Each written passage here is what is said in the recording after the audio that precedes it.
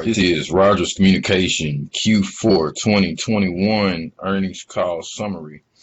And I have to say this was a real slog to get through. Anytime I read these earnings calls, excitement and elation, and with a real curiosity.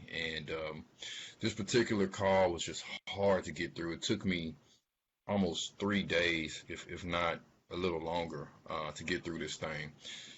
There was just nothing to learn. I mean, it started off by the new CEO basically apologizing for um, the performance of the cable segment of the company.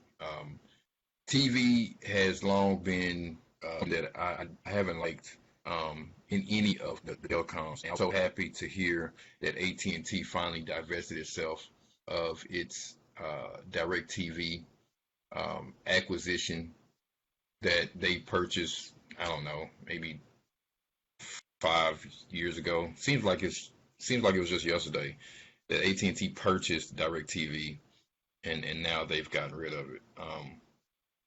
I just don't think it's a great business. Um, Rogers did meet the profit expectations, and they actually beat revenue expectations. The stock price has moved about a point and a half. Well, I should say 1.5% over the last week during these earnings reports. And that's really good because stock hasn't moved much at all over the last couple of years, but it's been really good for us. It's basically as good as cash.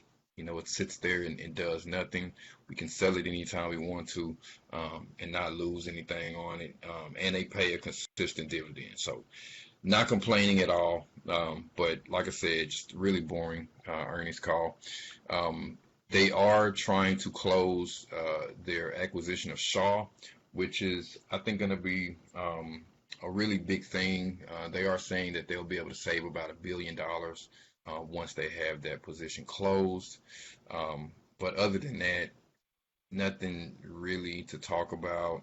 They were asked about inflation, as is everyone these days, and they basically skated the question by saying that they entered into some interest rate swaps late last year. I love it when it's January and you can tell someone that last year, which was actually like a month ago. So the idea that they entered into these interest rate swaps after interest rates have already gone up is laughable. But maybe they're looking at interest rate swaps further out versus right now. They didn't talk about raising prices on consumers, so we have to assume that they can't. So in the inflation, for the inflation question, I have to say that they failed, which is not great because if prices are rising for them, but they can't raise prices on customers, it's not gonna look good here in the next year or so. The other thing they talked about, and well, let's just go through this real quick. As you can see, the wireless segment has always been their better segment, and so they did pretty good there. They did talk about instead of subsidizing phones, where it's like, come with us and you get a phone free and all this kind of. Instead of doing that, they've moved more to financing phones, right? Meaning that they won't get a lot of cash up front, but they'll hopefully get cash over time, and they'll be able to save on not having to do so many promotions and so many free phones and all this kind of stuff. So that's pretty good there. Um, there you go. Internet and cable, zero, nothing. Hasn't moved at all, and actually lost a little bit. You see their revenue was up, but profit was down. And so whenever you see profit up whenever you see revenue up and profit down, that's like saying you make more money, but you bring less home. It's ridiculous. Obviously, there's management issues there. Sports and media. This is something that I've always been interested in for this particular company because they own all of the major Canadian sports teams, right? They did talk about the fact that they're not looking to sell, but the option is always there. And so anytime you have an executive say something like that, is meaning that they're looking to sell, which is great.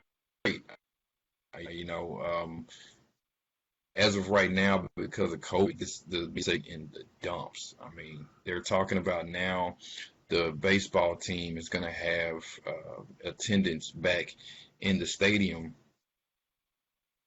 for 2022, but I mean, as you can see here, I think this is revenue up 26%, which is good because COVID is kind of lessening, and so you are starting to have, because I think last year a lot of the Canadian teams didn't even play their full schedules. So they're playing their full schedules now at least, but they still don't have the same attendance that they had pre-COVID. That's it. The other thing that I want to mention is they are, yeah, again, so they're possibly looking to sell the team $1 billion of savings if they can get this Shaw thing to go through. I do want to say if they can't get this Shaw thing, man, it's going to hit the stocks so hard. It's going to hit the stocks so hard. And so many and get this thing done. And later, the Canadian gun are the ones that basically, and they still have yet to approve it.